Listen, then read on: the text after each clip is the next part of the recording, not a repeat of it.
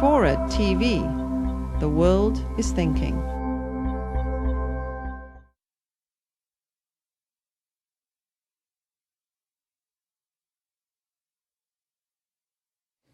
The talk tonight is in a way overdue.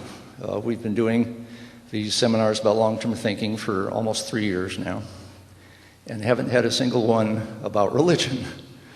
We've had a couple where religion was referred to, usually approvingly, because it is clearly a long-term frame of reference.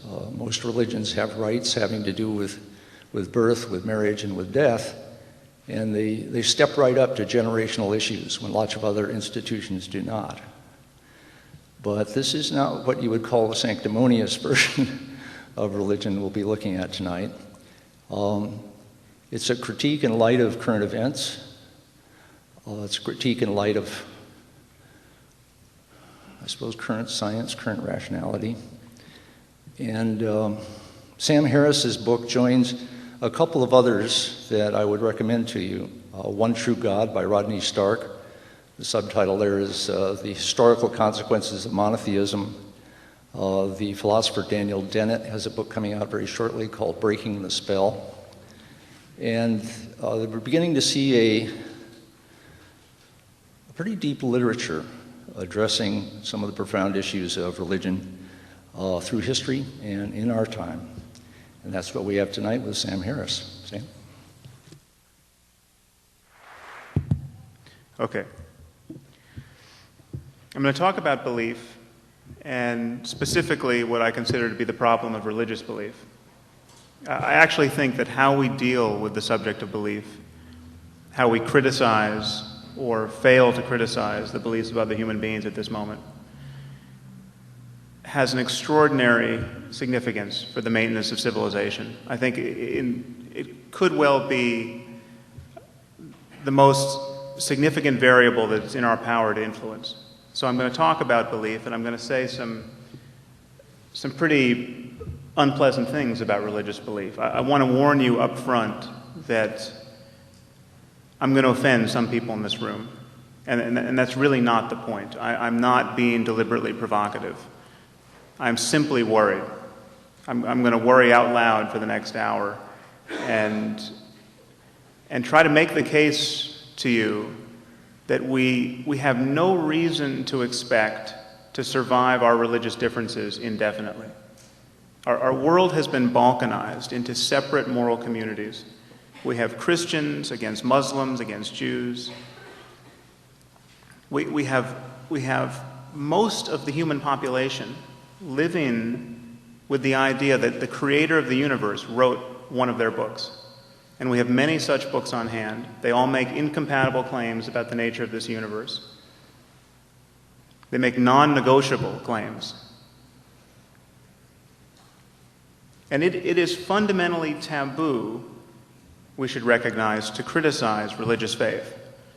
And this is a taboo I'm about to break over the next hour. First, what do our neighbors believe?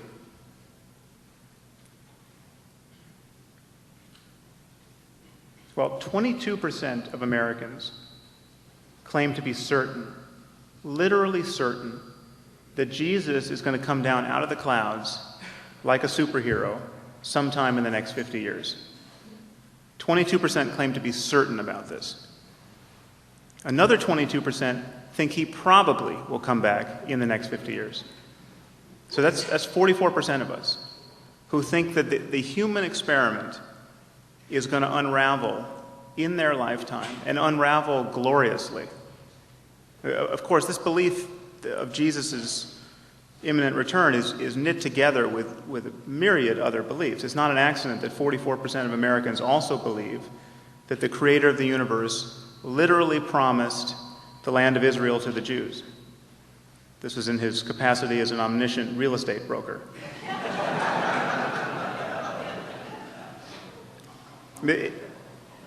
The idea, it should be clear that this is a fantastically maladaptive idea, this idea that no matter how bad things get,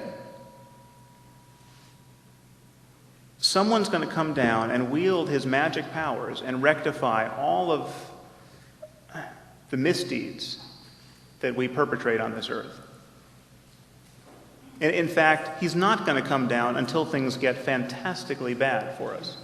So that it's actually true to say that something like 44% of Americans, if they turned on their television sets and saw that a mushroom cloud had replaced Jerusalem or San Francisco, they would see a silver lining in this cloud. Because it would presage that the best thing that is ever going to happen is about to happen.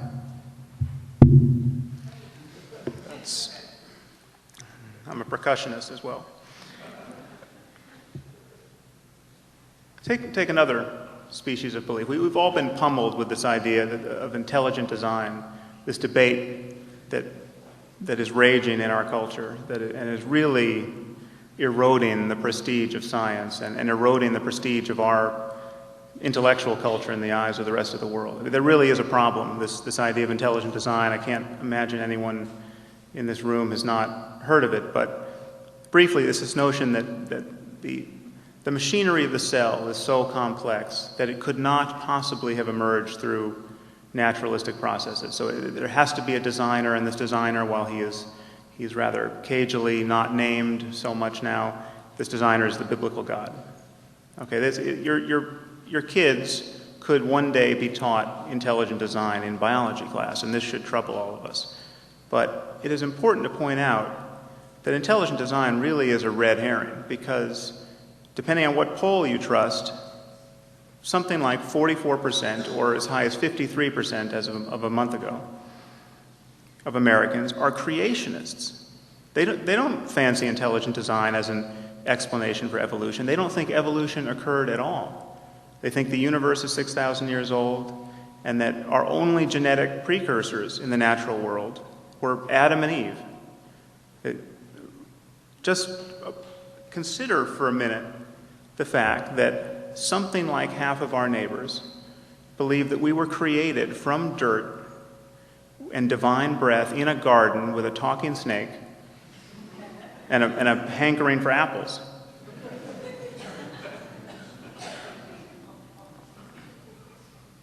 Take another belief that is really, this is really a quaint idea and should be of marginal significance. This idea that this Catholic dogma that condom use, contraception, is somehow unethical. I can assure you that the computational powers of the human brain are insufficient to argue successfully for this idea on ethical grounds. I mean, this is a ludicrous idea.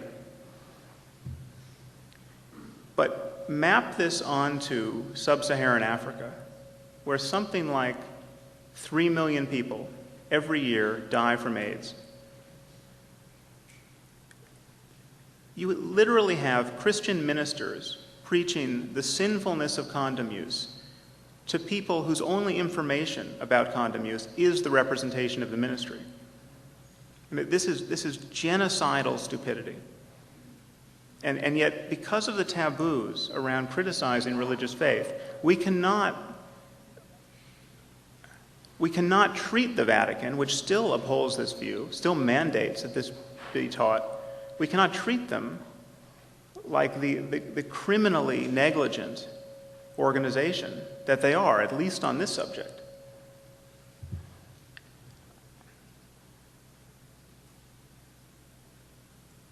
We do not respect other people's beliefs. It's important to point this out. On every other subject, we evaluate their reasons. You know, if I stood up here and said the Holocaust never happened, you would be under no burden whatsoever to respect my beliefs about European history. You know, we don't respect Holocaust deniers. Holocaust deniers don't make it on our boards of directors. They don't become presidents of universities. People who think that Elvis is still alive and well and living in Middle America don't become presidents of universities. They don't become senators. We don't pass laws against Elvis worship or Holocaust denial.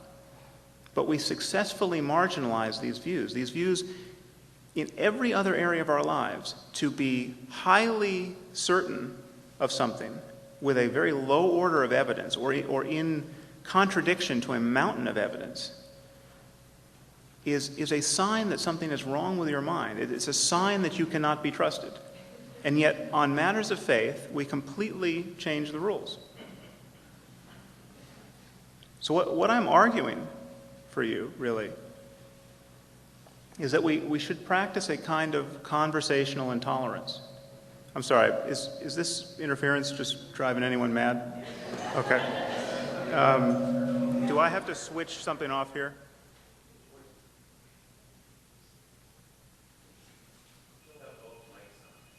Oh, yes, that's...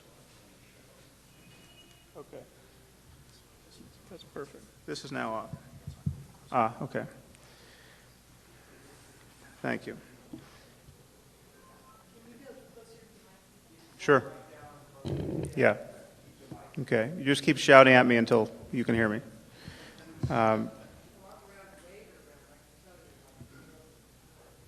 Yeah. It's, I'll keep rambling.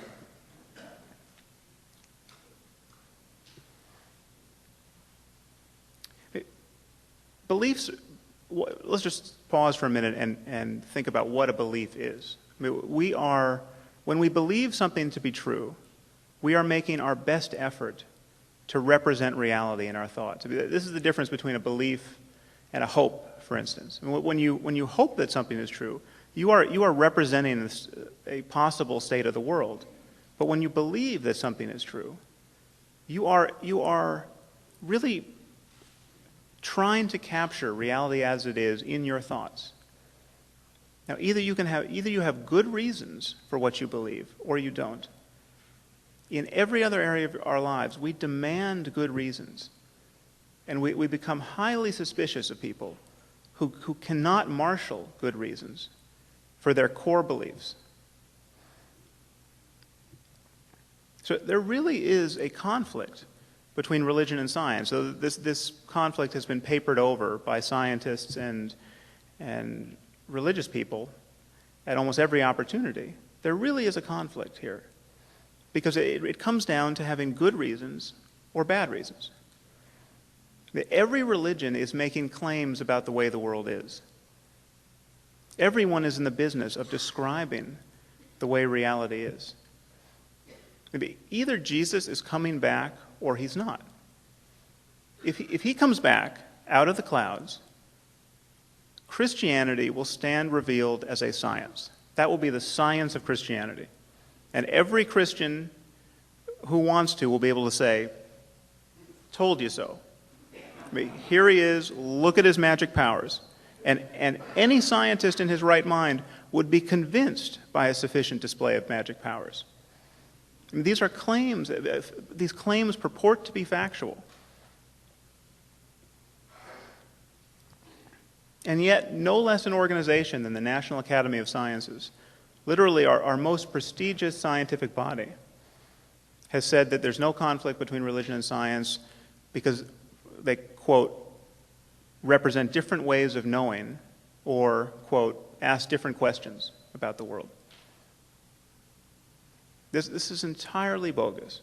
We just try to graft this no conflict idea onto a real-world decision. Take stem cell research, for instance.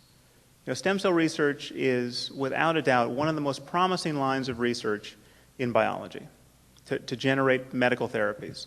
There are scores of conditions that could well be remediated one of these days by stem cell research. And we are pulling the brakes on this research, and for religious reasons. The religious fear is that we have to kill embryos, human embryos, in order to conduct this research. We have to kill them at a 3 to 5 day stage. Perhaps that sounds terrible. What is a 3 to 5 day old human embryo? Well, it's a collection of 150 cells, not organized into a nervous system. There's no brain. It's a sphere of cells. Maybe 150 cells sounds like a lot of cells. Well, there are 100,000 cells in the brain of a fly.